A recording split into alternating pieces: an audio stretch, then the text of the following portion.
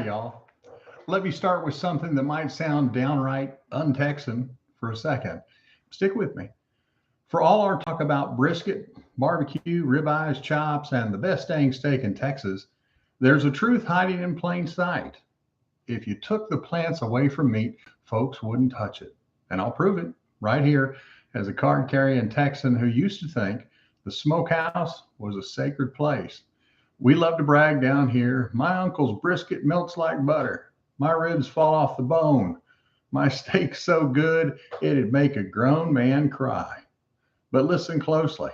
When folks tell you how good their meat is, they never talk about the meat. They talk about the rub, the smoke, the mesquite, the pepper, the crust, the marinade that grandma swore you couldn't write down. Have you ever noticed that? Nobody brags. Man, that plain beef flavor was unbelievable. Because without plants, there is no flavor. Let's talk texture because this is where people get stuck. People say, but I love the chew of a steak, or I love the crust of a brisket, or I love the crispy skin on chicken. And that's fair. Most of what we think we love about meat is actually texture plus seasoning. Crunch, chew, tenderness, the sizzle, the sear, that's what hits you first. But here's what matters. Texture is something we can recreate with plants. Flavor is something plants already own. That's why plant-based proteins work. Not because they're copying meat, but because meat itself is already copying plants. Here's the Texas truth. We don't love meat. We love smoke, salt, and plants delivered on something chewable and familiar. That's it. Let's put it to a test. Take a chicken breast, use no seasoning, and just cook it plain. And you'll take one bite and immediately start looking for the seasoning or the barbecue sauce. And it's the same thing with steak, same thing with pork. We'll drown pure meat flavor in, which is usually chili powder, cumin, sugar, paprika, garlic, onion, pepper, and so on. We'll use sauces and rubs and wood smoke. In other words, we drown meat in plants until it tastes good. Every flavor Texans associate with meat comes from three things: salt, which is a mineral; smoke, which comes from a wood or trees; and spices from plants. The animals don't make the flavor, the trees do, the spices do, the plants do. From a sandwich to a steak to a chop, meat's only job is not to fall apart before you get it on a fork or in your mouth. One day it hit me.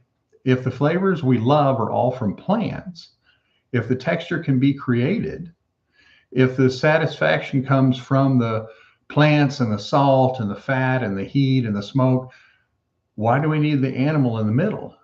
Why not take all the good parts, all the plants, all the smoke, the chilies, the chew, the satisfaction, and skip everything we don't love, like the cholesterol, the environmental cost, the harm, the stuff that doesn't align with the heart of who we are. Because if there's anything Texans respect, it's efficiency, and we use less than 10% of the water and land to produce plant-based proteins compared to meat. Why keep the middleman or the middle critter when the flavor comes from the source, plants? Now, here's where folks' eyebrows go up. When you season plant-based protein the way we all season meat, hit it with the smoke, hit it with the salt, the right pepper flavors, and give it a little heat, give it texture, folks say the same thing every time. Dang, this tastes like the good part. Exactly, because it is the good part. We finally cut out the part that didn't matter, the animal.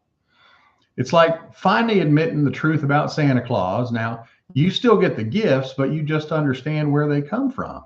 And I'm not here to preach. Texas has enough folks doing that. I'm here to tell the truth as I've lived it. We don't crave animals.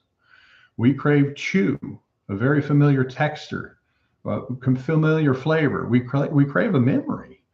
And all that, every bit of it, can come from plants. The sooner we understand that, the sooner we can eat in a way that lines up with who we truly are. Strong, independent, compassionate, and proud to do things their own damn way. So next time someone tells you they love meat, ask them this. Do you love the meat, or do you love the plants doing all the hard work? Because sometimes smoke, char, and salt. And if the answer is the plants, which it always is, then maybe it's time to explore flavors that honor the taste buds, respect the animals, and keep Texas big and bold in all the right ways. That's why I do what I do, because Texans deserve flavor satisfaction and heart without needing a cow to bring it to the table. And if you're curious what that looks like in real life, I brought something right here that you can try today. Real Texas flavor, all plant powered, no middle critter. Let your taste buds tell you the truth. Appreciate your time today. You take care. Thank you.